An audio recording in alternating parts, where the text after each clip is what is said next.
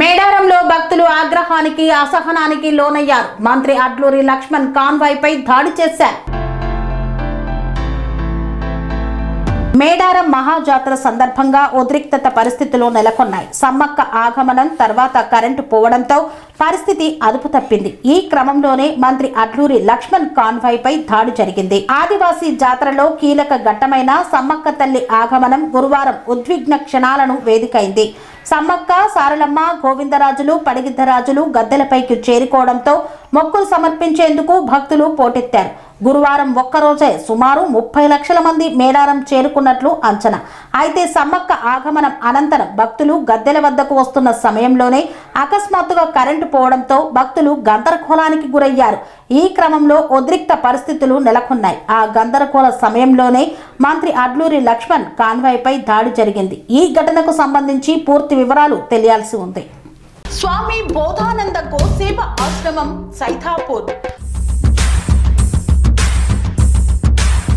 జ్యోతిష్యం, వాస్తుశాస్త్రం మన పూర్వీకులు మనకిచ్చిన వరం.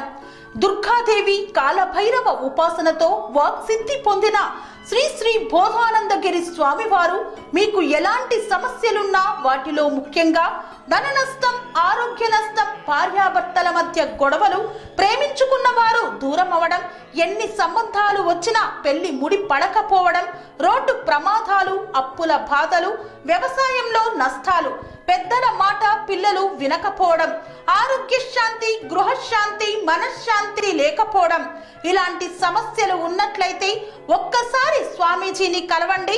మీ సమస్యలకు తగిన పరిష్కారాన్ని పొందండి. అంతేకాక అన్ని రకాల వ్యాధులకు గోపంచకవ్య మరియు మూలికా వైద్యం చేయబడును. నమ్మకంతో రండి, ఆయురారోగ్యాలతో వర్ధిల్లండి.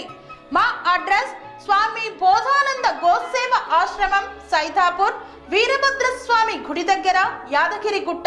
సంప్రదించవలసిన నెంబర్ 9849213754 మరియు 9618034138.